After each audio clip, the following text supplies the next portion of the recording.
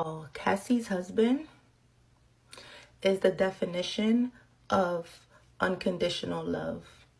And I love that for her. You know how I know good men exist? Because Cassie's husband, Alex Fine, exists. Because Sierra's husband, Russell Wilson, exists. Cassie's husband, Alex, that man ain't nothing. He ain't got nothing but God pumping through his veins. Like, truly an angel, you know. May all my girlies find a love that resembles the love that Alex Fine has for Cassie. Like, what a beautiful demonstration of what it means to be loved fully and fearlessly and unapologetically. First thing y'all think of is, oh, what's her husband gonna feel? That's because too much of y'all manhood is tied to y'all ego. A lot of y'all not ready to help your girl carry her baggage. Somebody go check on Alex. Somebody go check on Alex. I mean, to have to sit through this court case and hear all of those horrible things that your wife had to endure. But the worst part is listening to somebody say they urinated in your wife's mouth.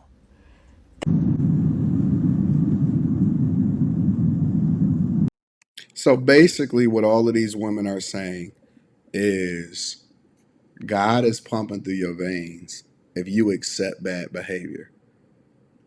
God forbid that we actually hold her accountable as an adult for making the choices to be around, be in, and participate in these situations. And I know, everybody is a victim when the victim mentality comes through. Forget feminism, forget choice, forget the fact that she actually participated, that she threatened to blow people's cars up, that she is the one that initiated a lot of the freak offs, that she cheated on her husband and then went back to Diddy and went and got buzzed down. Forget all of that. God is with him, because this is how I know true love exists. So true love doesn't exist when you take accountability and responsibility for yourself. It exists in you being recovering from your situation, not even whether or not you actually a good person. You don't have to be a good person. You don't have to be faithful. You can chase the life. You can cheat on Ryan Leslie to get with Diddy. You can cheat on Diddy to get with other people, including the Alex dude. And then you can cheat on the Alex dude, the husband, when he FaceTime, and then go back to Diddy. And then you can get freak offs. You could be drug filled. And oh my God, oh, she's an angel again. Yo, 100 women versus accountability. Women lose every single time. Every time. Fellas, if you the one that they talking about it like this, then be very aware you the simp. You're the simp. You are the person that they are laughing at. You are the guy that, they could be at the locker kissing, hugging. Oh my God, I'm going to reserve myself from you. You are the greatest of all time. But right after that, or right before that, the football team was busting her down, busting it wide open. We gonna make excuses for her. See, guys, they don't get this type of grace, so to speak. We are held accountable for our actions, no matter what we say, no matter what we do, no matter how we feel. We are to be held accountable for our actions. It's not about us. That's what they say. It's not about us. It's about what's best for the woman. The only way that a man can show that he's truly a man is if he tolerates bad behavior and he take her back no matter what. Even if they take a piss in somebody's mouth. Even if you are a habitual cheater, even if you initiated some of the violence, and you put your hands on him first.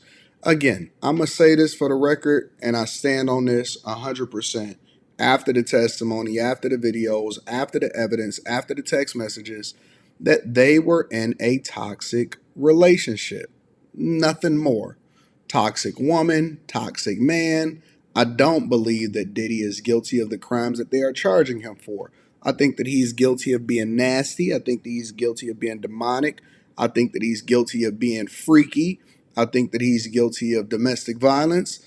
I do not believe that he's guilty of the things that they're trying to put him away for life for. And I do believe that as he was sitting in that courtroom witnessing it, as people told me, including my dog Myron, as people was telling me at what was happening in that courtroom, I don't believe that she told him everything. I guarantee you that there was probably, if she didn't know that she had to go on that witness stand, because you got to remember that this was a civil case. This was not a criminal case at all. This was not supposed to be him getting convicted. HSI, the feds, all of these people, and again, this was as it was explained to me by people that was in a courtroom and that has worked in the government in these fields. They need a big fish. They need a big case in order to continue to petition for the type of funding, especially now that we're tamping down on what we're using government agencies for. They need big fishes, and they need to go ahead and convict somebody and throw them under the bus. So I believe that although Diddy can be described as a lot of these things, that he is also food. He is a person that is being used as collateral damage so that other people can push their agendas. And that is the sick part, ladies and gentlemen, because they will sit here and gaslight you and tell you that you're a good man. Did you see the example that they used? They also used Russell Wilson. So a woman that had been ran through by the industry, right? And was with the worst of the worst, had his child future as far as how it is that these women is out here running around in these streets. And Lord, I know the Lord is with with Russell Wilson. Why we gotta suffer? You know, I was telling people again, and I always use this example, that I used to see women in church pray for a good man. I mean, they could have been former crackheads, prostitute, whatever it was that they wanted to be in their past lifetime, they could have did that. And because they then got saved and put on a sundress, they didn't add any value, couldn't speak any better, not better educated, nothing. They wanted a high value 6-figure man that can come around and parade them and then ultimately save them from themselves, right? And I used to ask myself, wait a minute. So God is supposed to give you him. God don't love him too? Why don't God love him? You know what I'm saying? Like, men know what we qualify for. Now, I'm not saying that we won't try to hit everything, but we know what we qualify for as far as, the value of a woman. In every situation, we always date parallel or down for whatever reason. And I keep telling guys, stop being with dusty women. Make sure you vet for the direction that you're going in.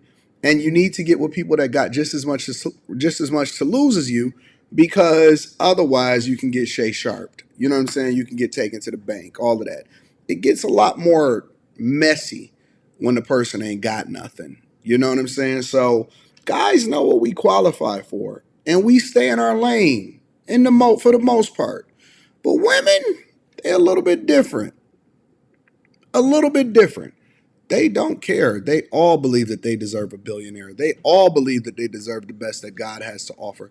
They all believe that they should be reformed. They all believe that they that ish. And it is a wild, wild perspective, a wild assumption, a wild thing that you see. You see the attitudes of these selfish people that is on the internet sitting here telling you that take a bad chick, take the worst of the worst, and let God reform her. Nope, don't get one that actually is good for you. Get a horrible one, suffer through it, let dudes do whatever it is that they want, and then you be the one that's on the tail end picking up the pieces. Do that. Let me know what y'all think inside of the comments. Make sure y'all tap into the Patreon. Link is in the description.